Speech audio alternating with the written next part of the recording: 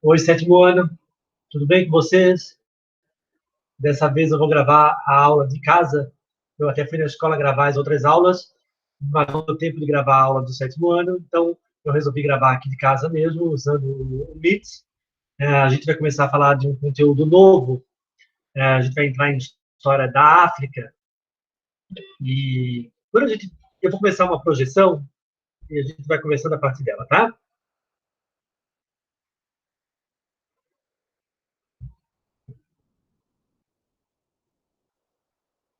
Vocês devem estar vendo aí o PowerPoint da história da África. Eu coloquei história da África entre aspas, porque resumir a África em uma história é muito difícil.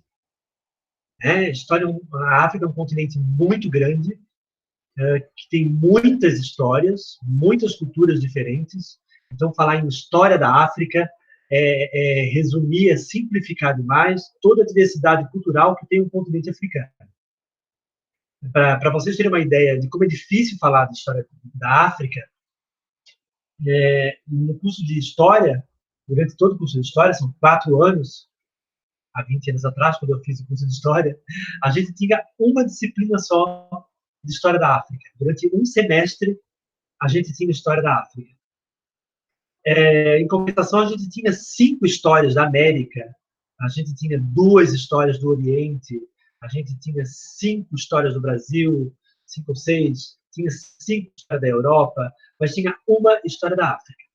Especialmente porque o conhecimento que se produz sobre o continente africano era muito pequeno naquela época.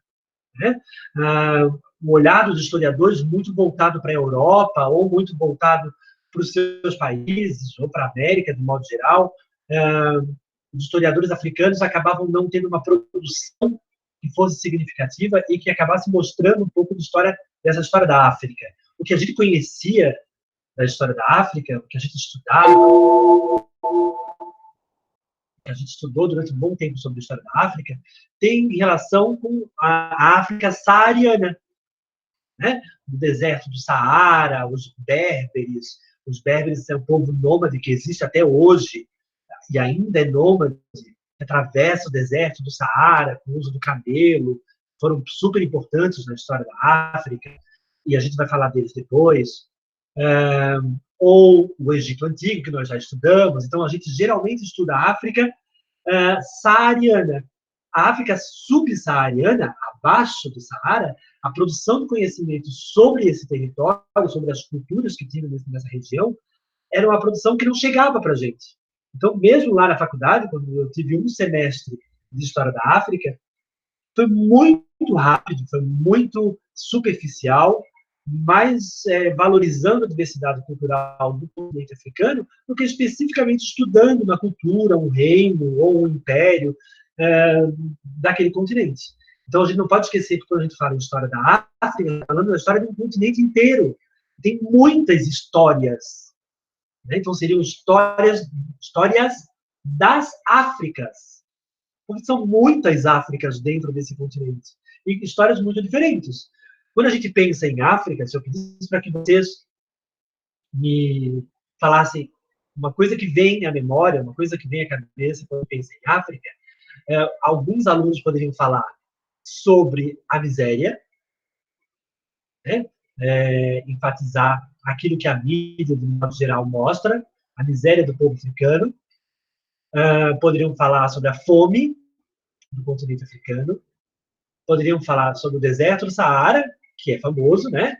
E que é mais conhecido pela história, inclusive, ou dos animais que são específicos da África, ou então da vegetação específica da África, né? A savana, a estepe, ou o hipopótamo, o leão, elefante, girafa, zebra, que são os animais que são típicos do continente africano, mas também essas imagens que a gente tem na cabeça são imagens de uma região da África, ou de uma África. A África que nos é apresentada. Né? A gente está acostumado a ver os programas do Animal Planet, que falam desses animais, ou o Globo Repórter, que fala sobre a miséria da África, os programas, do modo geral, que é aquilo que eles apresentam para a gente. Mas tem na África, tem no continente africano, muito mais do que isso. Não tem na África só esses animais, não tem na África só deserto. A África tem, por exemplo, uma floresta subtropical, né? Uma floresta mediterrânea. Não tem só fome na África, inclusive alguns países africanos, o PIB é maior do que o Brasil. Né? Não sei se vocês já estudaram isso em geografia, PIB, o Produto Interno Bruto, a riqueza que tem o país. Da África do Sul, por exemplo, que é um país lá, o último país da África, né, do continente africano, o PIB é maior do que o do Brasil. Então, não é só fome que tem na África, tem também fome. E tampouco só pobreza. A gente vai poder ver pobreza, fome, próprio deserto em outros continentes.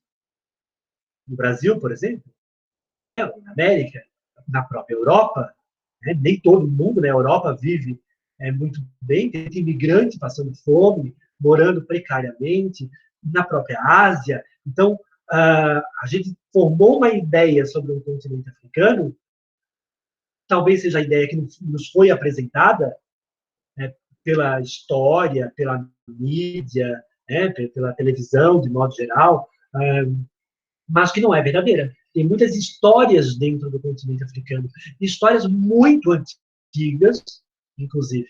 A gente não pode esquecer que o próprio desenvolvimento da espécie humana foi no continente africano. O processo de evolução começa na África, dos australopitecos, dos Homo, o Homo habilis, depois o Homo ergaster, e por último o Homo sapiens. Todos eles se desenvolveram no continente africano. André, tem em outros lugares? Tem. Tem lá o Homo erectus, na Ásia, o heidelbergensis, na Europa, o Neandertal, mas nenhuma dessas espécies sobreviveram ao processo evolutivo. Quem sobrevive ao processo evolutivo e vai adiante nesse processo evolutivo são os sapiens, que estavam na África. Justamente por viver em condições muito difíceis por conta da natureza, por conta do clima, é que eles foram obrigados a dar o passo seguinte no processo evolutivo, que foi desenvolver a criatividade, que é o que caracteriza o Homo sapiens. Essa coisa de pensar, e se eu fizer tal coisa? Que nós conversamos no 6º ano, nenhuma espécie animal consegue fazer. O Homo sapiens é a única espécie que consegue fazer isso, e esse processo evolutivo aconteceu na África. Então, é o berço da nossa civilização. É ali que surge a espécie sapiens, que vai se espalhar pelo planeta e vai criar culturas muito diferentes. Não só no continente africano, mas fora dele. E foi sofrendo adaptações ao longo desse processo, né? Quando vai para a Europa, quando vai para a Ásia, que vai fazer as distinções étnicas e culturais, mas somos todos descendentes, de modo geral, do povo africano, de onde surgiu o Homo sapiens, né? Da região da Etiópia. Aqui nesse mapa, por exemplo, que é o mapa que tem na abertura do capítulo de você sobre África, acho que é o 3º capítulo, mostra um pouco sobre isso que eu estou falando. Ó. Olha a variedade de vegetação que tem o continente africano. O mais famoso é o deserto do Saara, que vocês conhecem. Tem os oásis, né, onde vão se desenvolver algumas cidades. Né? Aqui, no deserto do Saara, as condições climáticas são muito difíceis, porque tu tem um calor extremo durante o dia e um frio extremo durante a noite.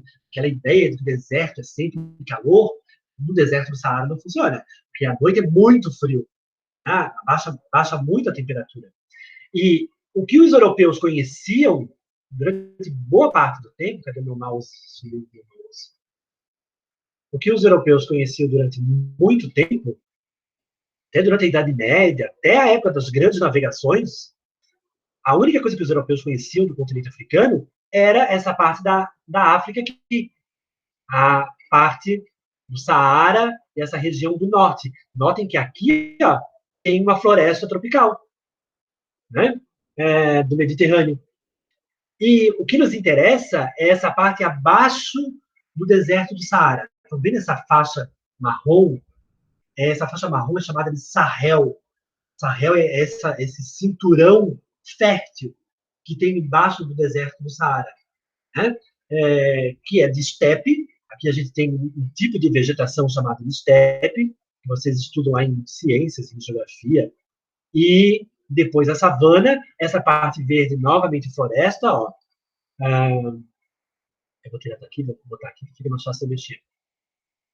Ó, o mouse aparece. Aqui uma floresta, essa floresta que nos interessa, ó, nós já vamos falar sobre ela, né? Tudo isso aqui, savana, estepe, aqui tem um outro deserto, ó, aqui mais savana, mais estepe. Estão vendo como tem vegetações, climas, solos muito diferentes? Em cada uma dessas vegetações, em cada uma dessas regiões, tu tem um tipo de vegetação, mas tu também tem um tipo de animal específico para aquela vegetação, né? Tu tem um clima específico para aquela vegetação, tu tem um solo específico para aquela vegetação, né? Então, animais da savana não vão ser encontrados na floresta africana, ou na estepe, ou no deserto do Saara. Se tu pegar uma girafa e botar no deserto do Saara, ou ela sofre um processo evolutivo, que eu acho muito difícil,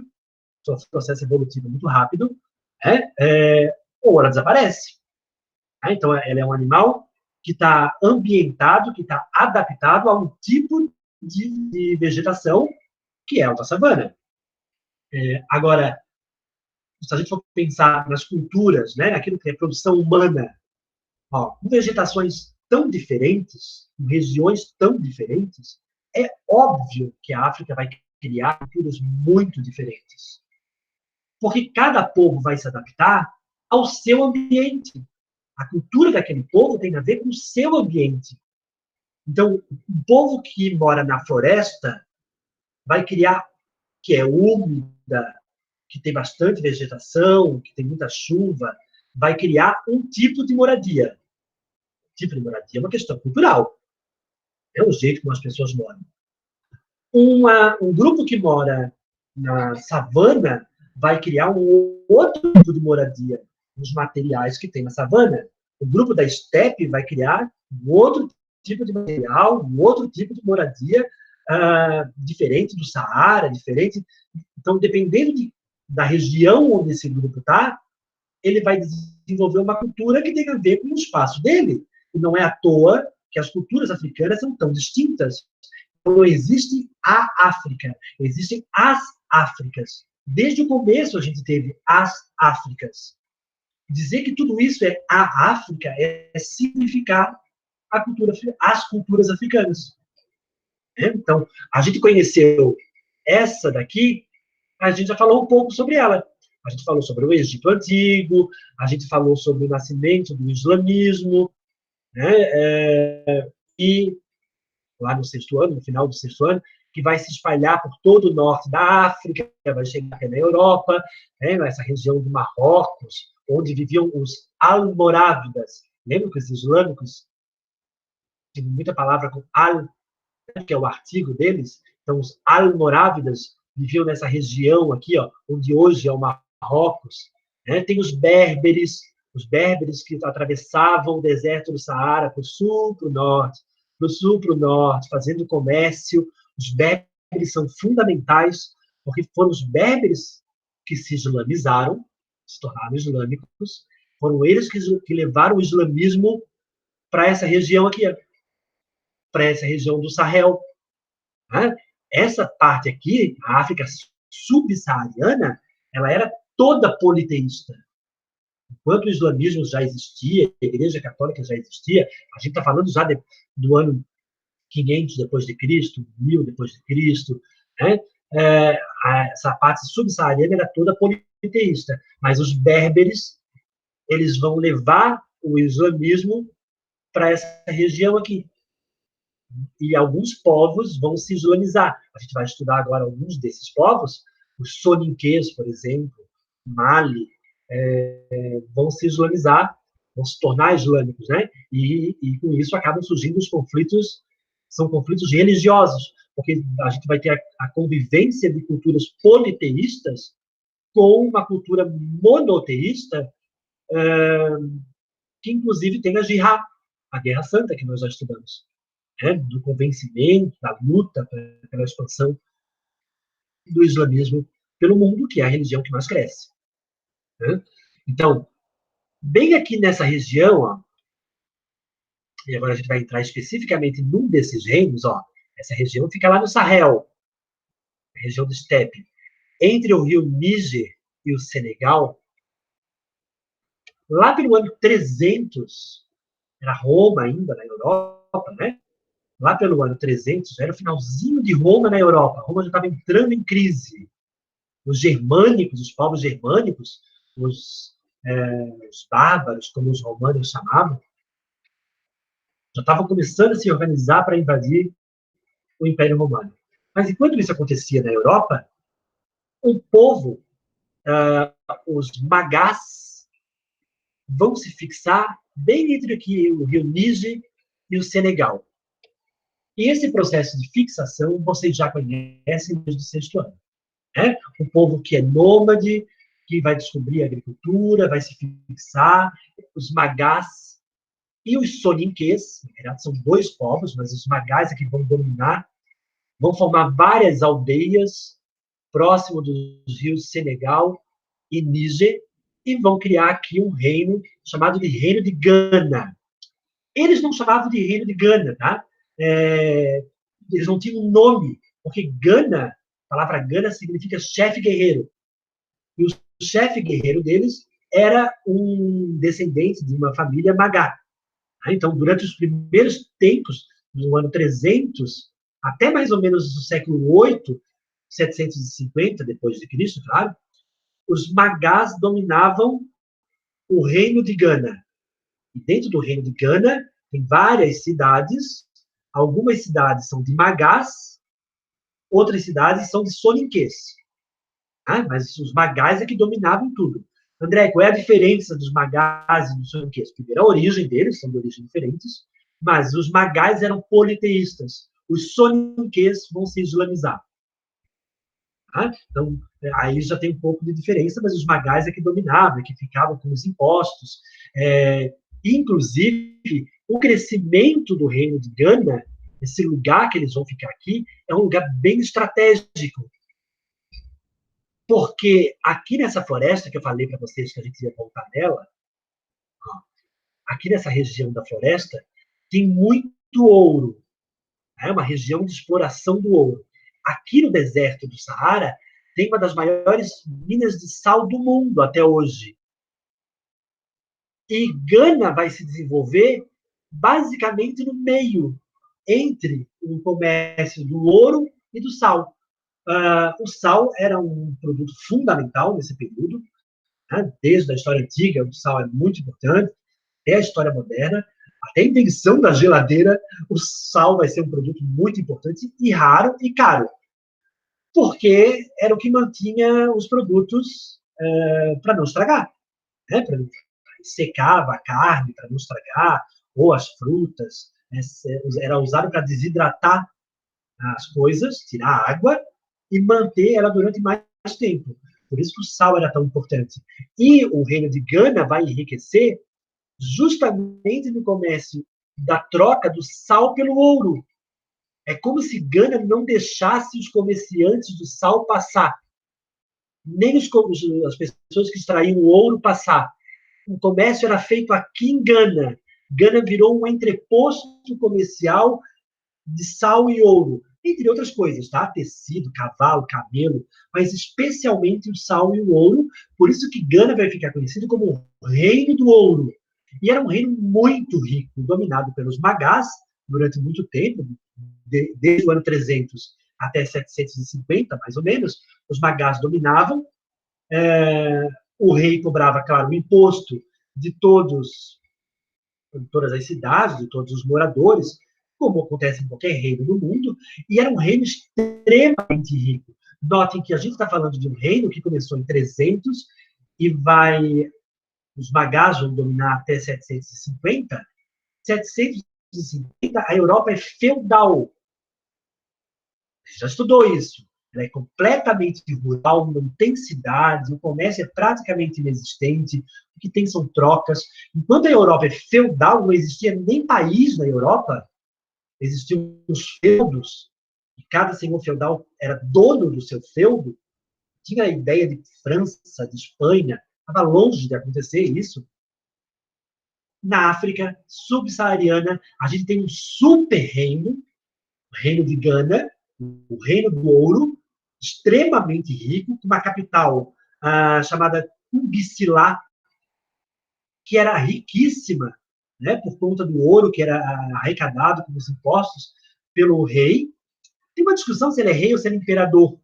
Né? Os historiadores não chegam muito a uma conclusão com relação a isso, porque os ganeses eles não eram um povo muito invasor, que dominava muitos outros territórios. Então, como ele não dominava, daí eles dizem que ele não é um povo, não é um império, é só um reino. Né? Outros vão dizer que não, tem uma discussão teórica aí entre os historiadores que se especializam em história da África, mas que não chegaram ainda a um consenso sobre essa situação. O fato é que, por volta do ano 750, os soninquês, que pagavam impostos para os magás, que dominavam, né, que reinavam o reino de Gana, vão se fortalecer e vão tomar o reino de Gana, passam os soninquês a governar o reino de Gana durante um bom tempo, até mais ou menos o século XI, século XI, XII, lá por volta de 1200, o povo aqui de cima, os almorávidas, extraíam sal, perceberam, se deram conta da riqueza do reino de Gana e vão começar a investir contra eles. Quando eu falo investir contra eles, é guerra, tá, gente? Então vai ter uma guerra, os almorávidas do norte da África contra Gana. E como eu acabei de falar, Gana não era um reino muito preparado para invasão, o exército não era muito grande. Isso vai enfraquecer o reino de Gana. Né? Porque como ele não é um povo muito guerreiro, invasor, imperialista, ele não estava preparado para isso, e essa guerra vai enfraquecer o reino de Gana, a tal ponto que os almorávidas dominam, mas em seguida vem um outro reino, que é o reino de Mali, e vai dominar Gana. Então, Gana durou do ano 300 a 1250, muito tempo, né, na história. Por volta do século 8, 9, é o auge do reino de Gana, desse reino do ouro. O fato da decadência também tem a ver com a decadência do ouro. Já no século XII, no século XI, o ouro, a extração do ouro dessa floresta começa a entrar em crise. Então, tu tem menos riqueza rolando no reino de Gana, menos investimento até para defesa. Isso possibilitou a invasão dos almorávidas, que vão dominar o reino de Gana, mas em seguida perdem, porque os malineses, o reino de Mali, que a gente vai estudar em seguida, que é nessa região, vão dominar Gana e vão alcançar até o litoral dessa parte do continente africano. Mas olha que legal, a gente tem, enquanto uma Europa é feudal, começou o feudalismo, Roma foi invadida, a Europa se feudalizou, o feudalismo acabou, né, por volta do século XI, as novas tecnologias, né, passa da alta Idade Média para baixo da Idade Média, renasce o comércio, está tendo renascimento cultural, reforma religiosa, essas coisas estão acontecendo. No continente africano, a gente tem um reino que surgiu no ano 300 e que vai se desenvolver até mais ou menos 1250, no século XIII, um reino que era extremamente rico, diz inclusive que era tão rico que ele tinha duas capitais. Uma capital em que morava o chefe, né, o rei, de onde ele governava, que era uma capital política, e uma capital que é essa com Bissalé, que era uma capital econômica, era onde era feito o comércio, então era uma cidade muito rica, os comerciantes tinham muito dinheiro, em função do comércio do ouro e do sal, acabaram enriquecendo muito nessa região.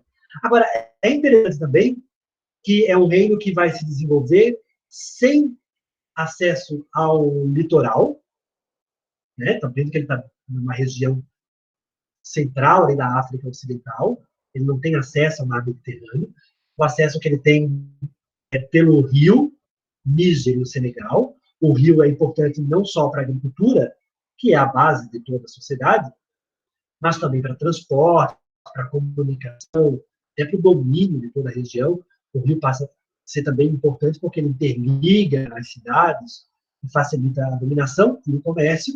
Então, mas é interessante pensar num reino tão poderoso que se forma sem acesso ao mar, né, que é uma proteção também. Né, ele está completamente dentro do continente africano e na região do Sahel. Ó. O primeiro reino, acho que a gente vai estudar, nessa região do Sahel, vou voltar lá no mapa, que é essa região fértil aqui, ó, entre o deserto do Saara e a floresta, dessa região de estepe e savana. Então, aqui os rios, ó, Níger e Senegal, que é essa região, vai se desenvolver o reino de Gana. A gente tem pouquíssimas imagens sobre o reino de Gana, especificamente. Inclusive, dizem que como tem dois povos, os Magás e os Soniquês islâmicos, os Magás politeístas, dizem que quando o imperador Magá, o rei Magá, aparecia, as pessoas se abaixavam e jogavam areia da cabeça, assim, como se fosse uma reverência para o rei. Os Soniquês, como eles eram islâmicos, se recusavam a fazer isso, mas o rei Magá tolerava, tinha uma tolerância religiosa muito maior, muito grande, pelo menos por enquanto. Né? Depois os Soniquês vão dominar, aí o islamismo passa a ser mais forte, ainda que o islamismo, nessa parte do continente africano, especialmente no reino de Gana, de Mali, ele mantivesse algumas coisas da cultura africana, daquela cultura afro, do candomblé, essa coisa do contato com os deuses, da possibilidade de fazer oferenda. Então, o islamismo ali vai ser um islamismo meio misturado assim com a religião politeísta dessa região específica. Né? Bom, esse é um dos reinos que a gente vai estudar. Eu volto daqui a pouco para falar sobre um outro reino. Beleza?